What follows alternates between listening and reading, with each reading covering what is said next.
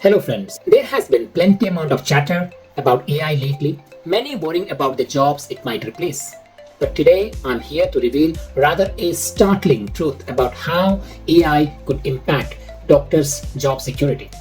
We are amidst one of the biggest shake-up in the history, with AI shaking up various industries and putting traditional roles in jeopardy. Please listen to the following, and after that we will discuss further about the bloodbath caused by AI. Blunt new warning for American workers. Artificial intelligence is about to wipe out millions of jobs. One expert says a bloodbath is looming. So we asked, what, if anything, can workers do now to protect their careers? Exactly. The scale of it and how fast it happened. That's what's really striking here. It's not just small improvements. It's making companies rethink customer service entirely. Yeah, the numbers from just the first month are, well, they're kind of mind-blowing. This AI handled 2.3 million customer chats. 2.3 million? Yeah, that's 2/3 of all their customer interactions. And get this, that's the work of about 700 full-time human agents. 700 people's worth of work. It's huge. If anyone's still wondering if AI is actually making an impact in the real world, well, this is a pretty big aha moment, right? And it's not just about volume, which is also impressive, but the customer satisfaction scores. They were right up there with the human agents. Really? On par? Yeah, pretty much neck and neck. Quite shocking, right? So the burning question is, will AI spell unemployment for our doctors? Stay tuned and let's find out together. Let us first deep dive into whether these worries are really warranted. If you tune into what the big names are saying about AI in hospital, it will become clearer that where the pushback is coming from, our seasoned doctors. A good number of senior doctors see AI as a threat to their professional expertise and authority. They are concerned that while they are still held responsible and accountable for the patient care and the overall impact of their decisions on patient care, the ability to make independent decisions will be diminished slowly with introduction of AI. It is much like the veteran pilot. Imagine a veteran pilot relying on the air traffic control authority for direction, etc. Imagine the air traffic control authority takes over the role of an experienced pilot, and there is an automated system which overrides the decisions of the pilot, but the pilot is ultimately responsible for the safety of the passenger and the aircraft. How much of a disconnect and anxiety prone job it will be. So that's what exactly happening to the doctors. The doctors are bearing the brunt of the accountability, the responsibility of the patients, while there are proxy decision makers behind the scene. On top of that, the hospital management seems to be calling for all the sorts these days, leaving the doctors to follow rigid protocol, which only adds to their frustration. Predict cancer, but it's only employed in a tiny number of cases, right? Why is AI not used more widely in medicine? The problem is that we're creating a lot of great technology, but this technology is not really translated into patient care. And if I would ask the audience, how many of you, when you last time see your physician, you actually have seen any AI? And I'm sure not many can really attest to it. So I think the technology for many of the tasks is really mature, but there are many other questions which have nothing to do with AI per se. One is the regulations both in Europe, UK, US continue to change. Another big problem is people don't really know how to bill for AI. And today the American doctor who uses AI loses money. In last few projects, when we interviewed doctors, their hidden anxiety was unmistakable. To truly grasp this, we must deep dive into the history of medical management, and then we will be able to understand where this anxiety is coming from. Because AI is far from the challenge that we face today. The anxiety that we see in the physician community today has got a history, and unless we dive into the history, we won't be able to understand and connect the present with the past. Imagine a time when the doctors held significant influence over the hospital management, key positions that shaped patient care. Their expertise dictated the hospital policies, ensuring that the clinical priorities remained central. And then, in 1983, everything changed. The Griffith Report introduced general managers to oversee the patient affair, the hospital management, shifting the power from the clinicians into the hand of the clinical management or the hospital administrators. Their goal: efficiency, cost saving. The result Doctors, once the cornerstone of the hospital leadership, that is gone. The doctors were gradually sidelined from the decision making, and over the year, the frustration grew in the medical professional who found their expertise increasingly being undervalued, with managerial priorities taking the precedence over patient care. This erosion of a clinical authority has played out repeatedly. Take the example of Mid Staffordshire Trust scandal, where the financial targets were prioritized over the patient safety, leading to hundreds of avoidable deaths. The doctors and the nurses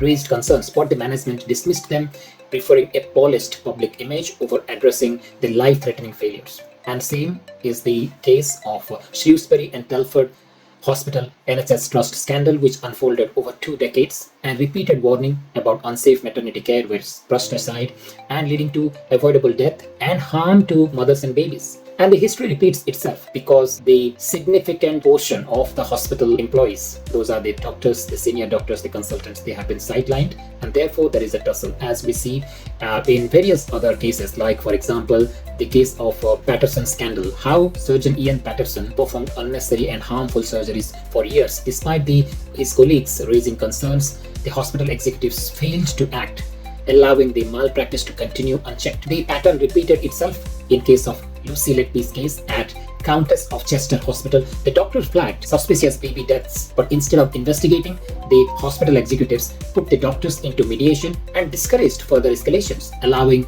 further tragedies to unfold. The shift is not just between two dominant power circles in the hospital. One is the management and other is the professional group of doctors. It's also about the role confusion. Let me give an example of the role confusion blurring the line between various professionals. As one doctor in the cancer diagnostic unit shared with, I'm quoting what he said to me, I had got no clue what I am doing here. The nurses who have got less experience than me are doing the cancer diagnostic procedures, and I just dictate and type the reports on their behalf. There is no connection at all. I give patients injections to prep them, but if something goes wrong, it's on me to sort it out. Yet, I am not even allowed to do the procedure myself, just left holding the responsibility when things go sideways. Honestly, I feel like I have been demoted to a nursing role while nurses have been stepped up to what used to be a doctor's job. It is utterly frustrating. That's what the doctor said to me. Now, this transition is also evident with the rise of physician associates and advanced nurse practitioner roles, who now performs tasks traditionally handled by doctors. While these roles have been expanded to improve the access to healthcare, to improve the quality standards, they have also reshaped the professional hierarchy, particularly amongst the employment opportunity for the general practitioners. I don't know whether you have come across, there is a social media post which is going around where a doctor reportedly flipping burgers after quitting his job of medicine.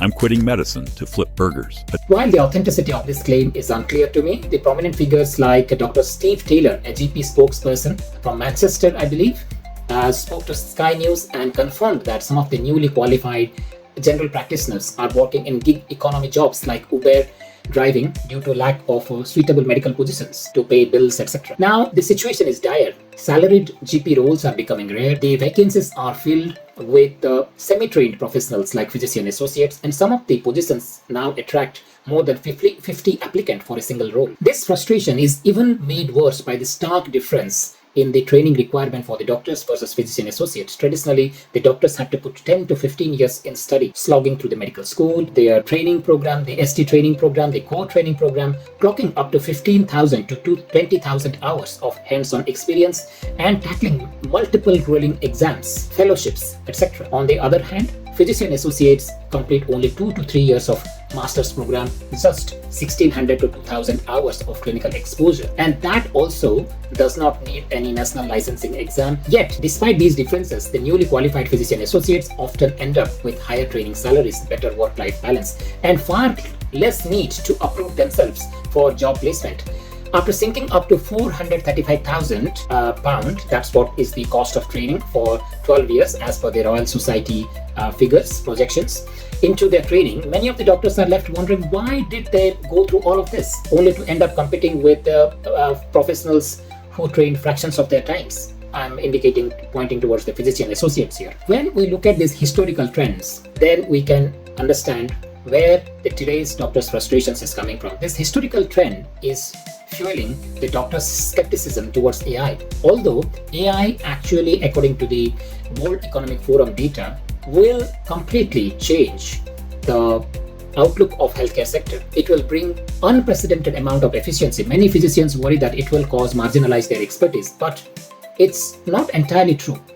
Their reluctance is not about rejecting AI itself, but rather the power struggle over professional authority being sidelined by the management, so they do not know when the AI comes how they will be treated, given that they have witnessed a burnt finger with experience with introduction of first the clinical management, then the nursing roles, then the physician associates, slowly diluting and sidelining them to an extent that they are constantly under threat. Interestingly, if you read the World Economic Forum, it suggests that AI integration will boost the prospect of employment opportunities for doctors. This debate is no longer about AI as a science. It is more about the politics surrounding this innovation or the science. This politics of the technological adoption and the fear how this power politics will play after introduction of AI, that is what is making the healthcare professionals, doctors and consultants extremely nervous. And therefore, despite the benefit of AI, glaringly obvious, they are fortifying their professional boundaries to be very skeptical, very cautious about embracing AI in